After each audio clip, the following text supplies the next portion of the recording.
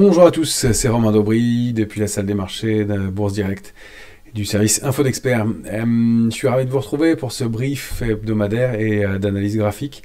J'ai eu un problème technique jeudi dernier et avec la forte hausse des marchés, mon ordinateur a craché et donc j'ai dû tout reconfigurer. C'est reparti normalement avec quelques petits bugs peut-être d'affichage. Notamment mon image pour l'instant, mais on réglera ça. Je voulais quand même vous voir avant. Bien une séquence encore très intéressante, un marché qui s'est montré fort et qui a progressé, notamment avec cette petite baisse des chiffres de l'inflation jeudi dernier, mais qui a permis au marché d'accélérer. Alors sur fond de contre-pied, un petit peu du côté du ratio de couverture sur les options equities américaines. Il faut être assez précis là-dessus parce que j'entends partout que le ratio était très pessimiste. C'est pas vrai. Il n'est pas pessimiste partout. Sur le CAC, il était même relativement optimiste. Sur les indices américains, c'était un peu couvert à la veille, effectivement, sur les actions, à la veille de l'annonce du chiffre. Et on a touché un extrême, ça c'est vrai, sur le ratio put-call, sur l'indice equity. Donc, toujours à bien distinguer. Parenthèse, j'ai fait un petit thread sur le sujet sur mon compte Twitter. Si vous voulez en savoir plus sur la lecture du ratio put-call et de la lecture de la mesure du sentiment, il faut affiner un peu les choses. Donc il y a effectivement un phénomène technique des options de vente qui étaient majoritaires, le débouclement de ces options de vente, et pas autre chose comme j'ai pu l'entendre, c'est le débouclement de ces options de vente qui a été la grande majorité du mouvement de rachat sur des titres technologiques notamment. On a vu des progressions de plus de 11% pour Amazon, etc. Et s'en est suivi ensuite des positions d'achat et un peu plus d'optimisme, donc des options d'achat ouvertes par la suite sur les options d'achat, et donc dans le sens haussier cette fois-ci sur les options et sur les equities. C'est plutôt sur les indices que ça s'est joué d'ailleurs. Donc un mouvement fort qui s'est produit avec une accélération haussière, des volumes importants, des volumes qui sont venus étayer le mouvement très fort sur le CAC 40, plus de 5 milliards traités jeudi, près de 5 milliards traités jeudi, près de 5 et un peu plus, et près de 5 milliards vendredi, dans un petit mouvement de hausse vendredi à Paris. Donc un débordement d'un niveau technique qu'on surveille depuis longtemps, 6480 points, environ 6480, 6500, qui a été débordé avec de la force et avec du volume, signe d'une sortie, une tendance baissière pour l'indice CAC 40 qui qui évoluait dans un canal baissier depuis le mois de janvier dernier. Alors, ça ne veut pas dire pour autant hausse à tout va et que la fin du bear market, etc. Je pense que les choses se jouent de façon un peu plus subtile que ça, et probablement en 3 temps. Il va bien falloir distinguer court, moyen et long terme. À court terme, il y a une impulsion qui s'est mise en place. Elle est forte, on va voir comment la lire, et pour les semaines qui viennent, probablement. À moyen terme, on a un gros manque de visibilité, notamment lié aux facteurs météo. On sait tout l'impact d'un hiver trop froid sur différentes industries et la gestion de l'énergie un peu partout, compte tenu du contexte. Donc, il y a plein de choses qui ne sont pas encore réglées, et je ne suis pas aveugle du tout là-dessus. Au contraire, simplement, je lis ce que propose le marché, et il y a des risques probablement, mais c'est aussi dans ces marchés-là, et on l'avait déjà évoqué, et on l'accompagne ce mouvement depuis quelque temps, que se créent des opportunités, et il y a des figures de retournement haussières fortes et de long terme qui sont mises en place sur pas mal de titres.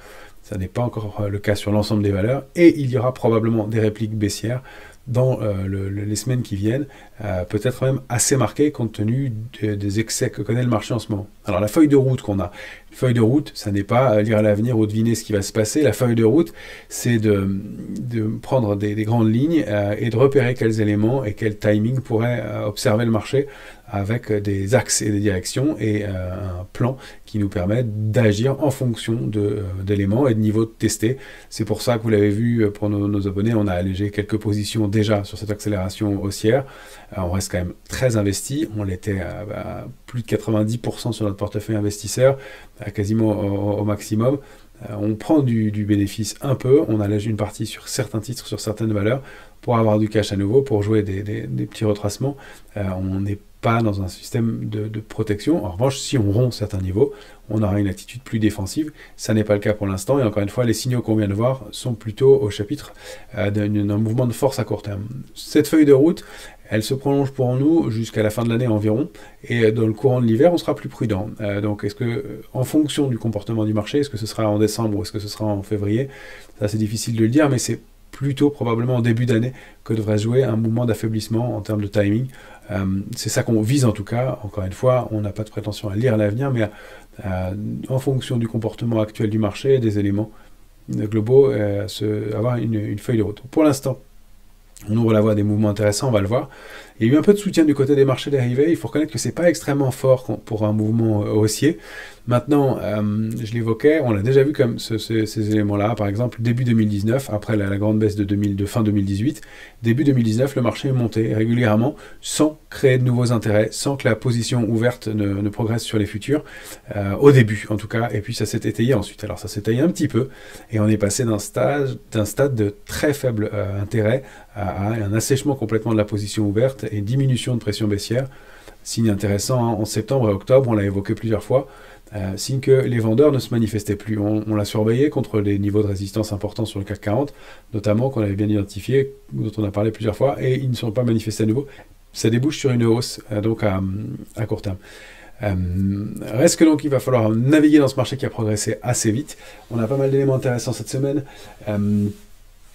On a en ce moment le rendez-vous à la réunion du G20 à Bali, avec une réunion Xi et Biden, dont on espère qu'elle va déboucher sur des détentes, peut-être des détentes du côté des accords commerciaux, et puis des évolutions quant à l'évolution de la politique zéro Covid en Chine. On espère avoir des éléments de ce côté-là. Donc, un rendez-vous qui peut avoir des petites incidences sur le marché. Côté macroéconomique, on a cette semaine le ZEW demain, le ZEW du sentiment économique en Allemagne, demain mardi. Demain après-midi, ce sera l'indice des prix à la production aux États-Unis, marque évidemment de l'inflation, toujours, donc évidemment très surveillé par le marché. Mercredi, ce seront les ventes au détail qui seront publiées aux États-Unis. Donc indicateur de la santé économique globale, évidemment toujours important dans ce contexte. Et puis jeudi, l'indice des prix à la consommation en Europe, c'est le chiffre définitif, et l'indice de la fête de Philadelphie. Voilà, côté macro, côté micro, ça se termine, la saison des publications touche à sa fin. On aura quand même cette semaine encore ADP, Alstom ou Bouygues à Paris. Et puis, on surveillera Macy's et Walmart aux États-Unis sur l'état de la consommation américaine. Ça va être aussi un signal intéressant et important. On a repéré ensemble et on l'a fait un petit signal sur les indices chinois. On l'a fait sous forme de panier et de façon très mesurée, comme je vous l'avais expliqué au cours de la dernière vidéo. On est assez prudent sur la Chine et l'investissement en Chine. On a mis qu'une petite part de nos allocations, avec dans l'idée de profiter d'un excès de court terme et de travailler sur un signal graphique, considérant qu'encore une fois, c'est une zone qui est compliquée à investir. Voilà ce qu'il en est pour le contexte global, donc bien distinguer court, moyen et long terme. Je pense qu'à long terme, on verra des choses intéressantes, on est arrivé sur des points d'entrée. Moyen terme, on le disait, visibilité compliquée et probablement des répliques baissières. À court terme, on s'ouvre la voie manifestement à quelque chose de fort et à ne pas contrer dans l'immédiat, on va le voir. Je rappelle que la tentation de vendre, de contrer ce marché est peut-être importante compte tenu de la progression assez forte qu'on vient de connaître en quelques séances. Si on le fait, il faut le faire sur des signaux, c'est-à-dire figure de retournement, pression baissière, ou, et c'est peut-être un tout petit peu le cas pour l'instant, mais pas énormément encore, des signaux de complaisance. On en a un tout petit peu, mais le marché a progressé vite, il a besoin de consolider. Pour l'instant, il ne donne pas de signaux de faiblesse. Alors je vous propose de tout de suite passer à la lecture du S&P 500 en hebdomadaire. Voilà, donc le S&P qui a bien accéléré effectivement la semaine dernière, qui forme sa plus belle semaine depuis le mois de printemps 2020 maintenant, une hausse de près de 6% sur la semaine, pour aller s'attaquer et déborder cette zone. Alors 3810-838 dans un premier temps, c'était ce fameux gap, et donc on est réussi à s'installer au-dessus de 3901, ça c'est fondamental, 901, 961, ça ouvre la voie à une progression complémentaire. Ce que je vais vous montrer avec ce graphique hebdomadaire, c'est qu'on reste avec encore une marge de progression importante en tendance baissière sur le S&P, 500 avec encore beaucoup de place et une marge de progression avant ne serait-ce que de rester tout en étant toujours en tendance baissière de moyen et long terme avec encore plus de 3% de progression sur la semaine en tout cas. Donc un indice qui est très en retard par rapport à l'indice parisien qui commence à se reprendre, qui va peut-être avoir besoin de consolider. C'est ce qu'on voit avec la bougie hebdomadaire. Hein. Nous sommes donc lundi 14 novembre, il est 17h17. Ça n'est qu'un début de semaine qu'on voit graphiquement pour l'instant. Pour l'instant de l'indécision, une petite toupie après cette grosse accélération. Et on va donc surveiller le comportement de l'indice. Le débordement donc de 4013 permettrait de rallier 4058. Et donc cette zone cible 4058, 4132 paraissent être une extension importante pour le S&P dans les jours qui viennent. On pourra retracer un peu, repasser sous 3961 pour consolider, pourquoi pas. Il faudrait quand même rester au-delà de 3901 cette fois-ci. On rappelle que c'est un niveau sur lequel on avait buté plusieurs fois au cours des semaines précédentes et qui représentait le gap baissier de juin dernier qu'on avait réussi à déborder après au cours de la saison des publications de l'été. Que cette fois-ci on déborde à nouveau, il ne faudrait pas repasser en dessous, ce serait pas un bon signe. Donc on reste en tendance baissière à moyen et long terme sur le S&P, avec donc une consolidation probable qui se met en place, mais pas de signaux de retournement dans l'immédiat. On va zoomer un petit peu pour essayer de faire des projections graphiques sur le S&P. Je vous propose deux éléments, deux scénarios. Cette structure de retournement qui a pu se mettre en place entre... Ici, on va la rendre plus épaisse pour bien l'identifier. Entre 3901 et le point bas, ça donne toute cette zone d'accumulation. On l'a débordé la semaine dernière et on pourrait donc accélérer pour aller chercher des cibles aux alentours de 4300 points. Ça a l'air d'être des progressions énormes. Je vais dézoomer et vous allez voir que on est très très loin des sommets du S&P encore, qu'on passerait à peine au niveau du gap du 22 août dernier. Qui a été rompu sur l'indice CAC 40 et que nous on a débordé la semaine dernière, hein, donc le S&P est sous ce niveau-là, gap hebdomadaire, gap de rupture, gros plafond de verre, donc pouvoir continuer, ça fait une progression globale qui semble importante par rapport au cours actuel, ça ferait au mieux 8 à 10%, 8 à 9% pour aller chercher ces niveaux-là, en plus sur les niveaux de résistance majeure, pourquoi pas. Après, l'autre scénario et l'autre élément qu'on va surveiller, c'est la formation de ce canal haussier de court terme qu'on tente de déborder par le haut, donc signe de force. Est-ce qu'on va accélérer, se réappuyer dessus, ou est-ce qu'on va consolider un petit peu à l'intérieur? C'est encore possible. Ça veut dire que nos niveaux d'alerte sont lointains maintenant. Encore une fois, retourner sous 3901, ce sera un peu un signe de faiblesse, mais jusqu'à la zone 3800, 810, on reste dans ce canal haussier, on construit quelque chose, et il n'y a pas d'invalidation. Donc ça va devenir notre alerte de moyen terme. Aucune raison de retourner en dessous de ces deux niveaux maintenant, compte tenu de l'accélération qu'on a connue. On reste pour l'instant toujours dans cette zone de neutralisation de moyen terme sur le S&P. On est loin de repartir fortement à la hausse. Sur le Nasdaq, eh bien, on va rester en journalier. On est encore plus en retard.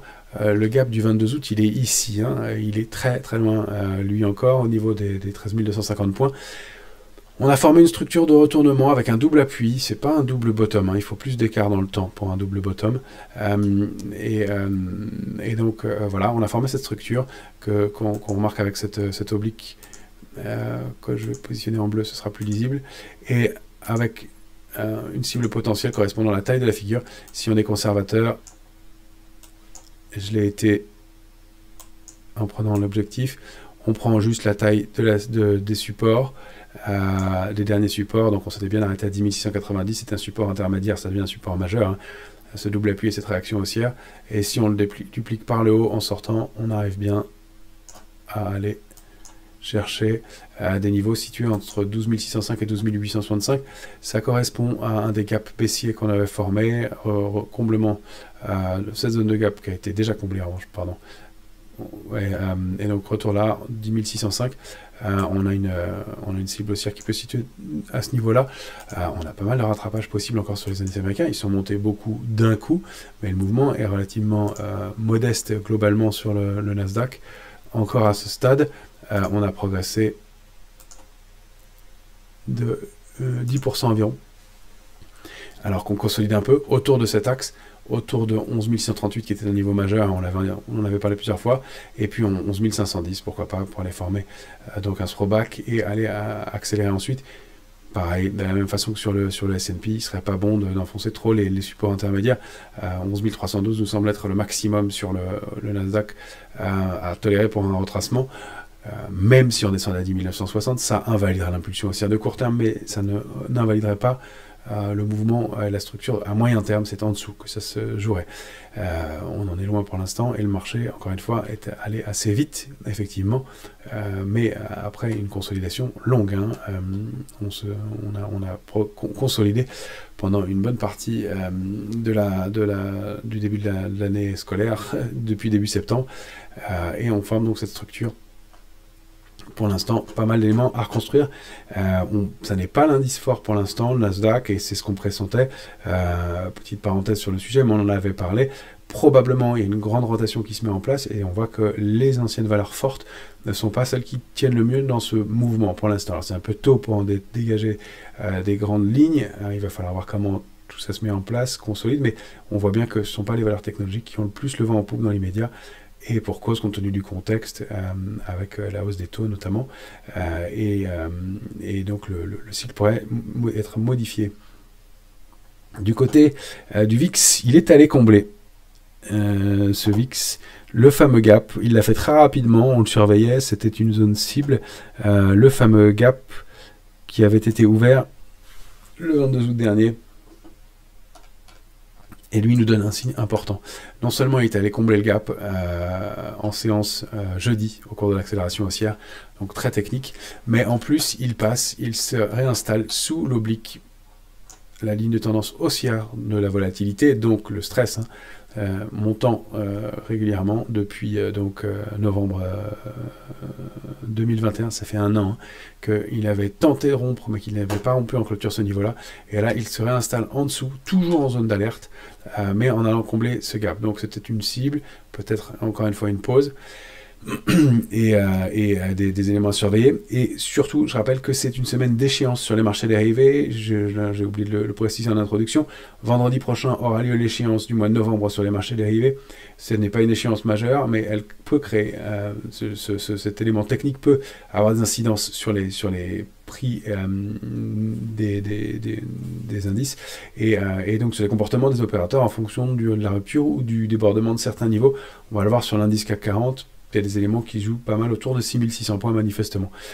Donc, en tout cas, on passe pour 3 clôtures pour l'instant. On est en passe d'être pour 3 clôtures sous cette oblique qui avait tenu et qui n'avait pas été enfoncée. On voit que ça n'avait pas été suffisant au mois d'août. Là, on a un comportement un peu différent. Peut-être une détente de la volatilité. Il faudrait vraiment repasser sous 21,50 pour repasser simplement en zone de vigilance, être moins tendu sur ce marché. Donc, un signal intéressant. Sur l'Eurostoxx, là, l'indice est très fort. On va le regarder en hebdomadaire. Il a accéléré. Je vais vous indiquer aussi les points journaliers intermédiaires. On est allé clôturer la semaine dernière quasiment sur la cible, un tout petit peu en dessous, 3870,33. C'était le niveau majeur. Là, on voit qu'on arrive avec moins de zones de résistance fortes, plus de niveaux intermédiaires à aller tester. Je vais vous les indiquer. Je les ai tracés. Alors, beaucoup de niveaux. Je sais que certains et beaucoup utilisent l'Eurostoxx en trading.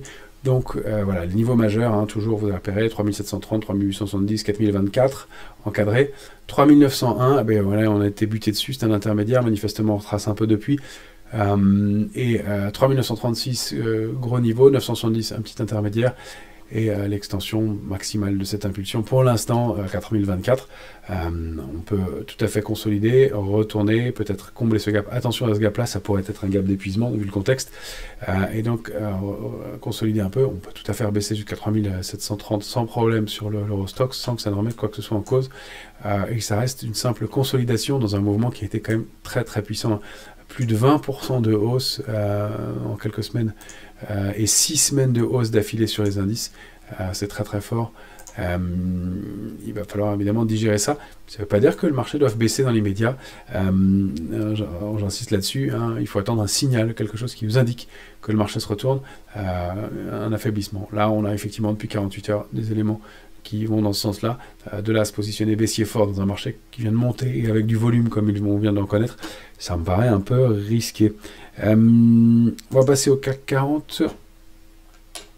On va se positionner comme toujours en 14 heures. On regarde déjà le signal important en zoomant, même en journalier. En dézoomant, on est sorti puissamment de l'indice CAC 40, sur l'indice CAC 40, du canal baissier qui était actif depuis janvier dernier, qu'on avait enfoncé par le bas, mais bien travaillé plusieurs fois, qu'on avait tenté, sur lequel on avait buté au mois d'août dernier. Eh bien, c'est fait, on est sorti puissamment avec du volume et maintenant sur plusieurs clôtures. On va consolider ça encore une fois, mais en zoomant en 14 heures, on va voir les éléments de scénario. On évolue toujours au sein d'un canal haussier, petit échec, je le découvre en même temps que vous. Bon, on est allé chercher la cible à 6662. Voilà, et je le vois aussi. Donc voilà, de la force, hein, on a tenté de déborder le canal par le haut. Là, on commence à avoir des petits signaux d'échec, un petit signal de retracement qui est à surveiller. Là, cette fois-ci, on a quelque chose d'intéressant pour une éventuelle stratégie de consolidation. On rappelle que la progression, elle a été pareille d'une vingtaine de pourcents sur l'indice CAC 40. On continue avec une accélération haussière de plus de 5%. Pardon, qu'est-ce que je vous dis? C'est pas du tout sur le CAC 45%. Avec une accélération haussière de près de 4% maintenant, mais de 60% sur une séance avec des volumes. Et donc un retracement possible pour aller retester, s'appuyer sur le canal, pour aller former encore une fois un throwback et peut-être continuer à progresser. Pas d'invalidation, donc voilà, l'alerte intraday, on la positionne à 6538, elle devrait même être positionnée ici maintenant. La tendance haussière est bien réactivée, celle de moyen terme. L'alerte de court terme, on va la positionner sous 6320 points. Il ne serait pas bon de retourner sous ce niveau-là, de retourner dans le canal alors qu'on l'a débordé. Encore une fois, mouvement baissier fort, probablement pas, et on n'a pas envie de shorter ce marché dans ce contexte, notamment, même si on manque un peu de soutien du côté des marchés dérivés, mais compte tenu des volumes, hein, encore une fois, très très supérieurs à la moyenne sur l'indice CAC 40 cash. Précision, donc on entame une semaine d'échéance sur les marchés dérivés, comme je vous le disais, vendredi, toujours le même timing, à midi ce sera l'Eurostoxx, 13h ce sera le DAX, 16h le futur CAC 40. Donc il y a des éléments techniques qui peuvent jouer. Je notais que du côté des positions ouvertes sur les options, il y avait un intérêt assez fort manifestement autour de 5575, on n'en est pas très loin. C'est pour ça que je ne suis pas certain que le marché ait les moyens de s'en éloigner beaucoup tout de suite. Peut-être que l'intérêt va être développé et créé dans le courant de la semaine. Mais en tout cas, le fait de se réinstaller au-delà de 6607,5 a bien fonctionné. Hein, c'était un niveau de résistance. On travaille autour. On est quand même allé faire une progression d'une soixantaine de points au-dessus quasiment. Si on déborde 6662, ça risque de créer des accélérations haussières. 6716, 6878 sont les cibles suivantes. Sinon, donc voilà, retour sous 6572, c'est là en fait où on va positionner notre alerte intraday avec des risques de consolidation 6538 et pourquoi pas 6480 et demi. On a de la marge pour aller chercher notre canal. Et donc ce scénario d'une consolidation est possible à court terme, mais et il a l'air de se préciser pendant qu'on est en train d'observer. Attention, ça reste un marché fort, il faut le contrer de façon prudente. Il y a eu des signaux lourds qui se sont mis en place et on n'a pas de pression baissière du tout depuis quelques temps, même au contraire sur les stratégies short sur le marché. Je regardais sur Atos, la position short a diminué, sur d'autres titres, Forestia aussi elle a diminué. Donc il y a des vendeurs structurels qui sont en train de déboucler des positions, même si on est conscient que le marché n'est pas sorti de ses ennuis et que les risques sont toujours forts. Vous les entendez régulièrement évoquer des confinements trop rapides en Chine, risque inflationniste, baisse de l'inflation certes, mais encore timide pour l'instant, et quid de la santé économique globale, et donc risque de récession qui plane à venir. Donc il y a pas mal d'éléments et d'inquiétudes encore à avoir. On a pris un peu de risque, encore une fois, on a allégé assez rapidement une partie des positions, on a toujours une poche de cash, même si elle est relativement faible en ce moment, à court terme en tout cas, et on attendra de voir des vrais signaux de retournement ou des figures de retournement pour envisager un scénario pire. Je voulais vous montrer aussi le Brent rapidement, qui tente toujours de déborder son oblique. On travaille toujours des stratégies acheteuses, tant qu'on est au-dessus de 92-80, on a été chercher un tout petit peu en dessous la semaine dernière. Pour l'instant, déformé au niveau, on peut me reculer peut-être un peu le support. Non, ça reste celui-là. Voilà, donc tant qu'on est au-dessus de cette oblique, on essaie de trouver des stratégies acheteuses. Il n'y a pas énormément de drivers, pas énormément de volume non plus. C'est pas l'actif qu'on va privilégier dans l'immédiat, mais ça reste un signal important. Hein. On avait buté, je vous rappelle, sur cette oblique. Si on le regarde en hebdomadaire, on a buté sur cette oblique 5 fois au moins depuis le mois de mars. On s'est réinstallé au-dessus en hebdomadaire, on consolide un peu. Ça donne quand même un signal assez fort pour l'instant. L'autre actif à regarder, c'est l'or, qui a accéléré très fortement la semaine dernière après un travail incroyable de consolidation sur un support intermédiaire à 1644,50. Compte pas le nombre d'ouvertures et de clôtures de bougies en hebdomadaire depuis donc début septembre, mi-septembre sur l'or qui a accéléré, qui est repassé au-delà de 1688. 1688, c'est un niveau majeur sur l'or. Ça invalide la dynamique baissière. Clairement, regardez le nombre de fois pareil où il a été testé en hebdomadaire. Repasser au-dessus, c'est un signal fort. Pour l'instant, on approche d'une cible importante. Non, pas en 2 jours. En une semaine. On approche d'une cible majeure, c'est sur cette ancienne oblique baissière au-delà de laquelle on avait accéléré. Voilà, le fait de tourner autour des obliques est à surveiller, c'est toujours intéressant. Moi, je préfère largement les horizontales, les obliques sont moins fiables, mais il faut quand même que les marchés les observent et qu'on a des zones de polarité qui se créent selon qu'on est au-dessus ou en dessous. Le marché ne les oublie pas. Vous voyez qu'ici, il avait buté dessus avant de rebaisser. Là, on s'en approche. Donc, pour l'instant, un peu fin de la dernière impulsion haussière, avec cette oblique à surveiller donc pour la semaine située à 1780. Mais ça donne une cible suivante aux alentours de 1814. L'argent est intéressant aussi. Pareil, une structure de retournement avec des mèches un peu brutales, mais on sait que l'argent est volatile. Il s'est installé au-dessus de cette oblique, pareil, hein, qui avait été pas mal travaillé, sur lequel on avait pris appui. Tentative de rebond au-dessus, buté dessus plusieurs fois, encore ici, encore une oblique qui a été bien testée, et là on s'achemine vers un mouvement de hausse. Alors dans un premier temps pour aller chercher pourquoi pas la résistance majeure à 22,20, mais on a des niveaux, une zone de niveau intermédiaire 24, 40, 25, 32, ça a l'air d'être le sens, surtout que le mouvement s'est fait avec relativement du volume. Dernier actif que je voulais vous montrer, c'est l'euro-dollar. L'euro-dollar, sortie de canal baissier puissante, on l'avait pressenti la semaine dernière, on l'avait évoqué, avec une accélération assez importante pour aller tester un niveau intermédiaire et donc près de 4% de progression pour aller tester 1,0364, un niveau intermédiaire, peut-être consolidation entre 1,0219 et 1,0258 pour aller chercher 1,0480. Le prochain niveau majeur est la cible. Si on dézoome en journalier, eh bien on a formé une structure de retournement et on pourrait même s'approcher d'un 0,720 si on suit cette structure et cette autre oblique qui a été testée et débordée. Pour l'instant, déjà consolidation et retour vers 1,0482, pardon, ce serait pas mal. Et le pendant, parce que graphiquement le signal est très propre, le dollar index en journalier, structure de retournement, cette oblique et cette ligne de coup, accélération baissière, si on duplique la figure par le bas, on arrive à un niveau intermédiaire à 104,96, on n'en est plus très loin sur le dollar, d'où ma timidité sur la hausse à suivre de l'euro, mais c'est un niveau de support intermédiaire en plus, 104,96, qui donne une cible parfaite, donc il y a de grandes chances que ce niveau soit testé assez rapidement maintenant. Voilà ce qu'on pouvait en dire pour cette semaine graphiquement et techniquement. Toujours des valeurs fortes qui ont donné des signaux importants. Ça a été très très vite la semaine dernière. C'est difficile à travailler d'ailleurs parce qu'il faut vraiment se placer en amont. Tout accélère très vite. Toujours cette théorie que même si on a peur, il faut rester en partie investi sur les marchés, sinon on rate ces fameuses quelques séances de l'année qui font la différence. Un mouvement, à mon sens, fort qui s'est mis en place, notamment, vous l'avez compris, compte tenu des volumes et des niveaux franchis. Si les indices américains continuent à progresser, et vous voyez qu'ils ont encore un peu de marge de progression, les indices européens devraient en profiter.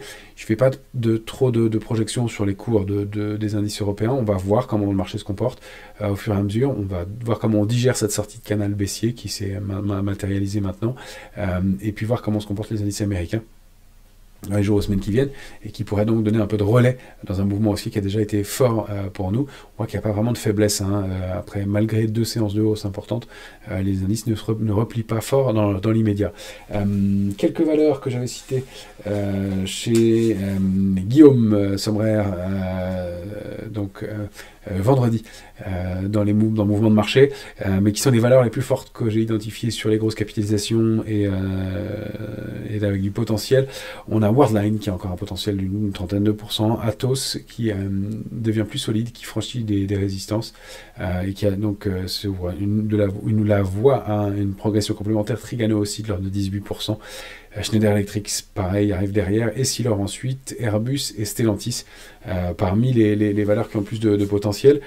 Si vous voulez le détail, les pourcentages et les cibles, je les ai donnés dans le replay que vous retrouvez sur la chaîne Bourse Direct YouTube, dans Mouvement de marché, qui est une vidéo complète, vendredi 11 novembre avec Guillaume Sommerer. Donc, et puis, on a...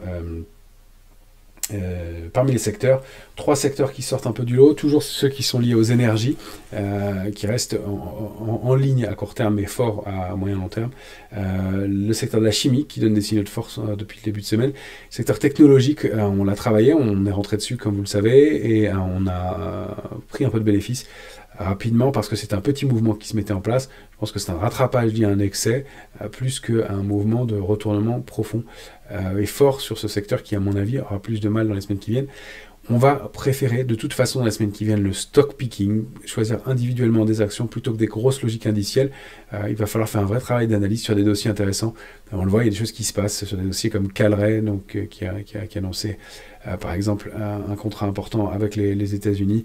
Il y a des petits dossiers individuellement à surveiller. Il se passe pas mal de choses du côté des petites et moyennes capitalisations.